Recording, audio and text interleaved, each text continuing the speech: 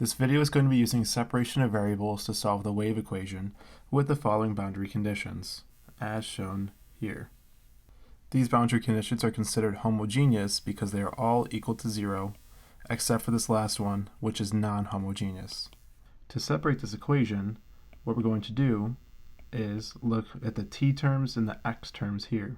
So these double t terms are going to turn into t double prime times x minus x double prime times t, and this is going to be equal to 0 as given up here in the equation. Now the reason we do this is because we're taking the second derivative of each term. So if this was u of t, this would be t prime x. We're only taking the derivative once of the t term in both sections. Okay, and now what we can do is go ahead and write t double prime x equals x double prime t, and we'll get t double prime over t equals x double prime over x, and we can set this equal to lambda.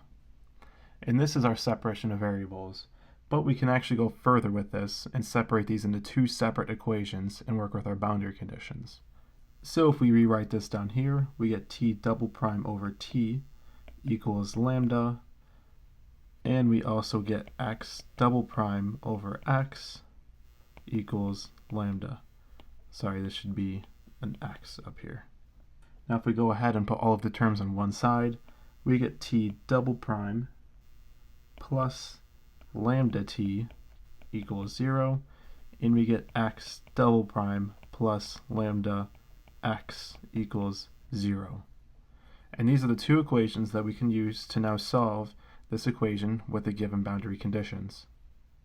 Alright, so all I've done is I've just moved these equations down so we can work with these a little bit easier. And what we're going to want to do is set each of these equations up with their own respective boundary conditions. Now what do I mean by that? Well, if we look over here in our given conditions, we have an x term and a t term. And this is a lot easier to solve if we separate the two of these. And what I mean by this is, for example, this first term we can actually rewrite down here as x of 0 equals 0. And this is because our 0 term here is representative of the x variable. And if we put 0 in for the x variable, we get 0 in our output. The same goes for the second term, except this time we're taking the derivative. So this is x prime of pi equals 0. Once again, because we're getting 0 as the solution here. So this is our first set of solutions that we can use to solve this main equation here in the top. The same goes here for the right with our t terms, except this time there's only one term that we can use to do this, and it's our third boundary condition down here on the left.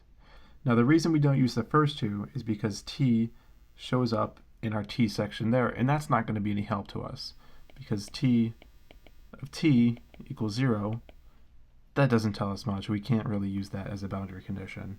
We can't just plug in t and expect to get something out of it.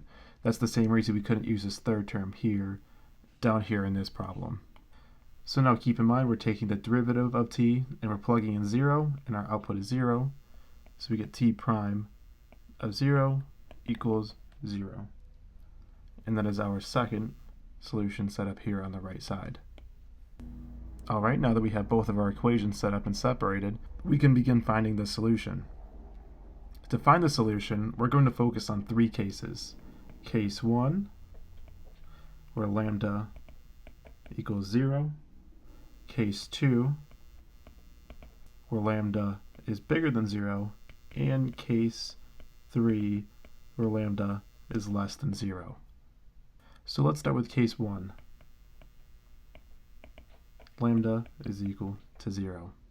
So I can rewrite our equation on here with lambda in it, and now if I plug in 0 for lambda, we get that x double prime equals 0. Now we want this in terms of just x, no prime, so we can actually do this by taking the integral of the side twice. So let's go ahead and take the integral of x double prime of dx, and we could technically integrate the right side, but that's just going to be 0 as we know. So the integral of x double prime is x prime plus a equals 0. And if we take the whole thing one more time, it comes out to ax plus b is equal to 0. Now if you typically take integrals, this is going to be your C1 term in most cases. But for here, we're going to use a and b. Alright, so now that we have this solution, I brought down our boundary conditions from above, and we can just go ahead and plug these in. Keep in mind that this is equal to big X of little x. So let's plug in boundary condition 1. So x of 0 equals a times 0 plus b, and we know that this is equal to 0 with this given condition. Therefore, b must be equal to 0. And what I like to do for these is I just cross out b in the equation above so I don't accidentally forget about it in the future and cause myself more work. This will show up more in case 3 is more beneficial, but it's a good practice to start for case 1. Let's apply boundary condition 2. So x prime of pi equals 0. We know that x of x equals ax plus b, so x prime of x must equal a if we take the derivative. So if we plug this in, this is really just a, and that tells us that a also equals 0. So this whole equation is going to give us a trivial solution. In which case you can actually just throw this out. We're not going to be able to make any use of this because it doesn't give us any specific variable solutions here. Let's go ahead and solve for case 2, where lambda is greater than 0. Now this is good to memorize that the solution for this differential equation is just x of x equals c e, and I'm going to introduce something new here. Omega squared is going to be equal to lambda. And this is because in this case we would have to write square root lambda here on the top, but we can actually just write omega, since omega equals square root lambda. Back to this equation here. So we get c e to the omega x plus d e to the negative omega x. And it's good to just memorize this equation. Same with the first one up here, ax plus b. This is always going to be the case for lambda is equal to 0, and this is always going to be the case for lambda is greater than 0. Now you'll notice in most cases, especially for the heat and wave equations, when these are homogeneous, that being that our boundary conditions are equal to 0, case 2 is typically not going to apply. I've never had a case where case 2 actually does apply, but it's always good to check and just make sure.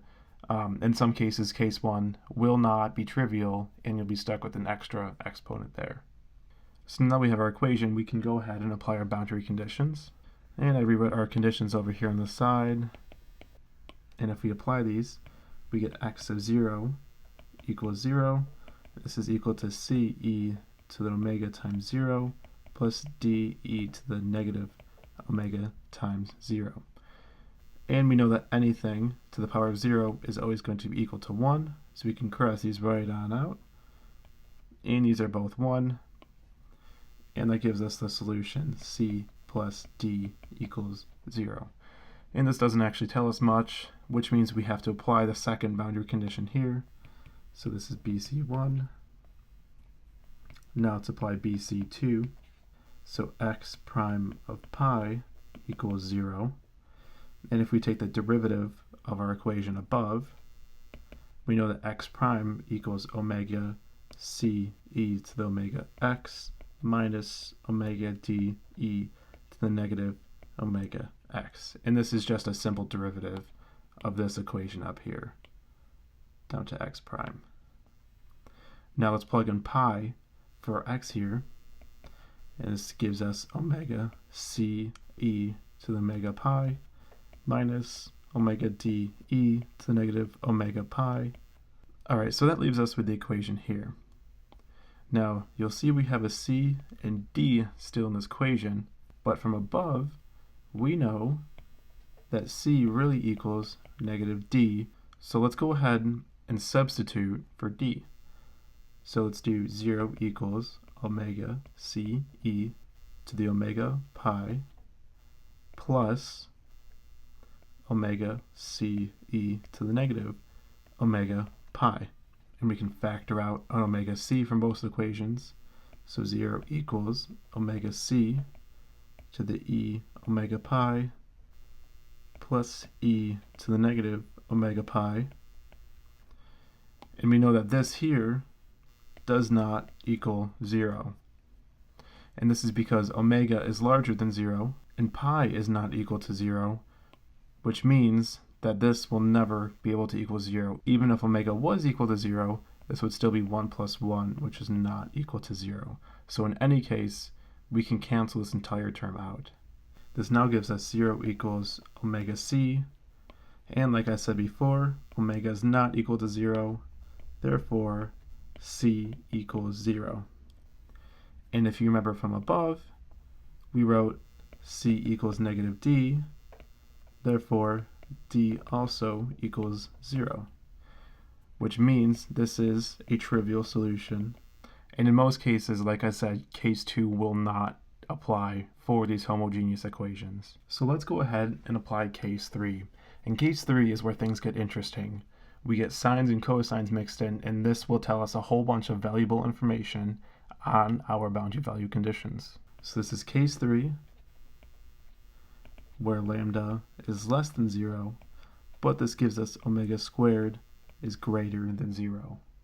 And once again, this is another one of those equations you really want to memorize for an exam, because you don't want to have to go through and solve the ordinary differential equation every single time for these problems. It's much easier to memorize this and just write them down on the paper when you get the exam, or in most cases, like my instructor did, he'll actually give them to you right on the exam.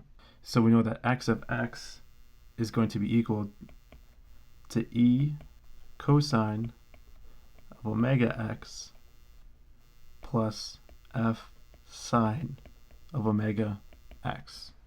We have to take the derivative eventually, so I'm just going to do it as the first part of my operation to make things a little easier later on in this problem. X prime of x equals negative omega e sine of omega x, and this is just the derivative of this equation above, plus omega f cosine of omega x, and this is the derivative of that equation up above here. And let's go ahead and apply our boundary conditions. We know that the first condition is x of 0 equals 0, and this is going to be e cosine of omega times 0 plus f sine of omega times 0 equals 0. And with our trig identities, we know that cosine of 0 is 1 and sine of 0 is 0. And that gives us e equals 0. Now I'm going to go ahead and just completely cross this section out, because we know that e equals 0, and we're not going to need it later on when we go to solve the rest of our problems. So let's use our second boundary condition, x prime of pi equals 0. And since we know e equals 0, we're not even going to write this down. And this is going to equal omega f cosine of omega times pi. So this is where things get a bit interesting. We don't want f to equal 0, because then that would give us a trivial solution, and that would not give us any information at all on this wave equation.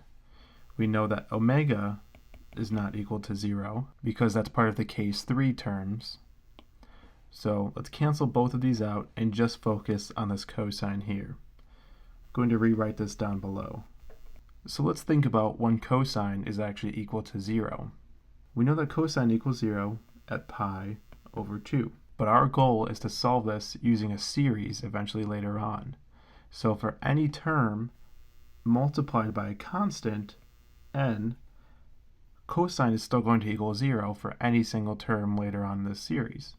So we can write n pi over 2 is equal to omega pi, because we want this to equal 0 as we showed above. Cosine and sine are treated a bit differently.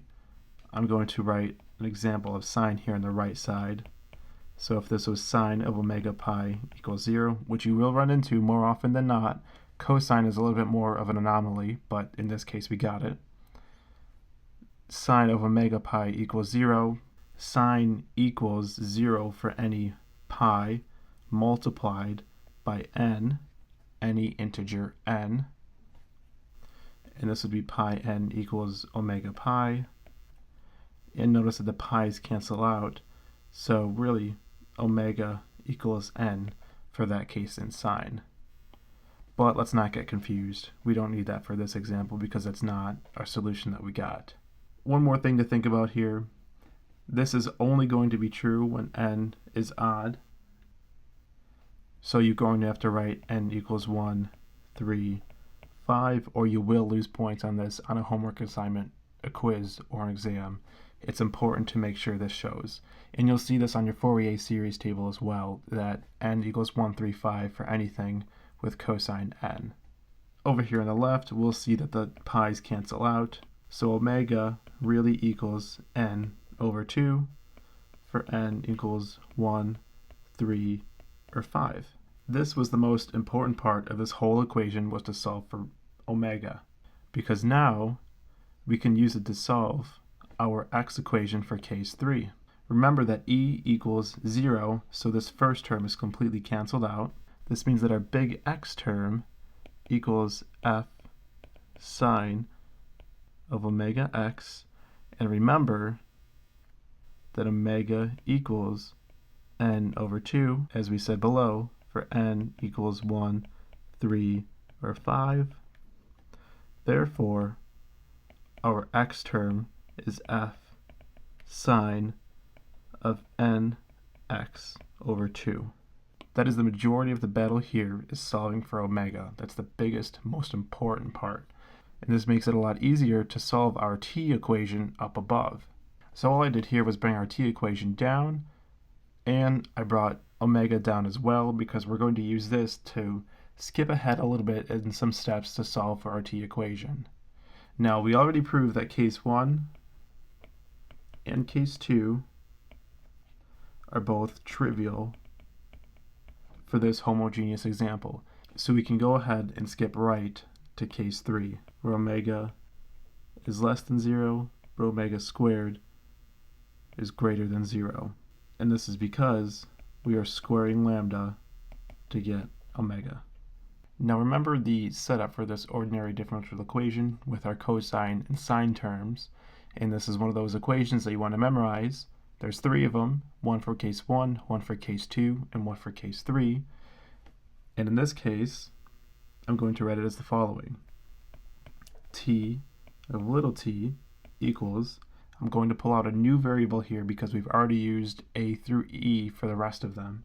So I'm going to start here with g cosine of omega, and this time we're going to write t instead of x, plus h sine of omega t. Now we already did a lot of the hard work above and we solved for omega, and this will actually go right down here in these two terms.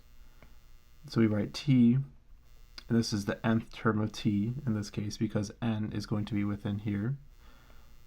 Tn of t equals g cosine of nt over 2 plus h sine of nt over 2.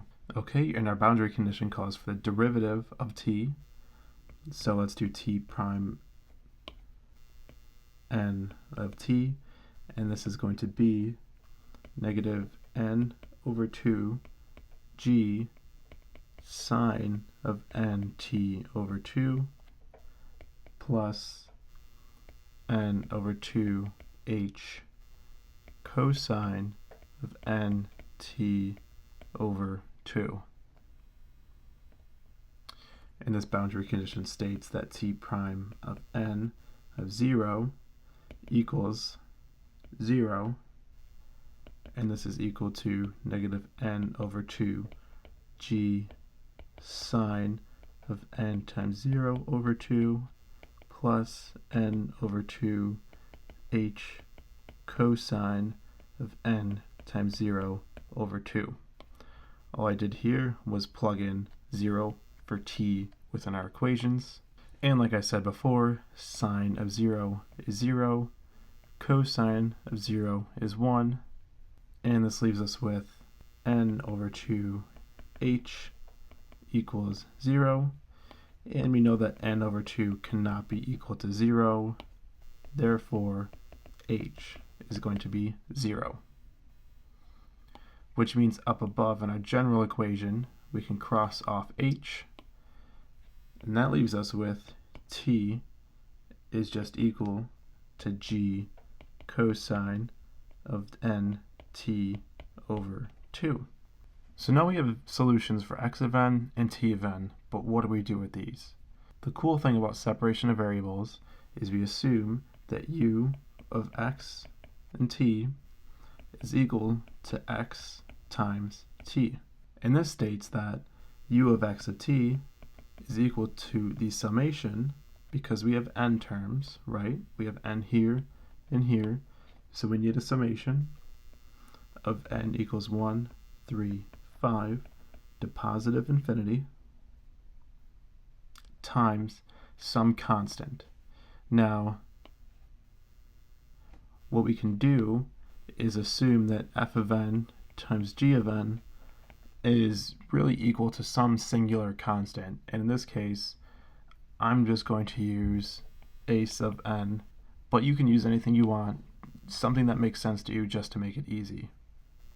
So this is a sub n times our x term, which is sine of n x over 2 times cosine of n t over 2. And this is your general solution for this boundary value problem. Now, you'll recall that we had a fourth boundary value problem that was given to us in the beginning, and this is u of x 0 equals x for 0 is less than x is less than pi. Now, to prevent this video from being another 10 minutes longer, I already made a separate video solving for this a sub n term, which is what this fourth boundary condition is going to allow us to do. Now you can try it on your own, but I recommend watching that video, and in that video we come up with a solution. A sub n equals 8 sine of pi n over 2 over pi n squared, and that gives us the final solution. U of x and t equals the summation of n is 135 to positive infinity times 8 sine of pi n over 2 over pi n squared times sine of n x over 2 times cosine of n t over 2. And this here is your particular solution for this wave equation with these boundary value problem conditions. I've linked that other video down in the description, so please check that out if you would like to solve for a of n here. It is a really helpful video, really quick, just a couple of minutes, and it will run you through everything. Hope you learned something today. Thanks for watching, and I'll catch you later.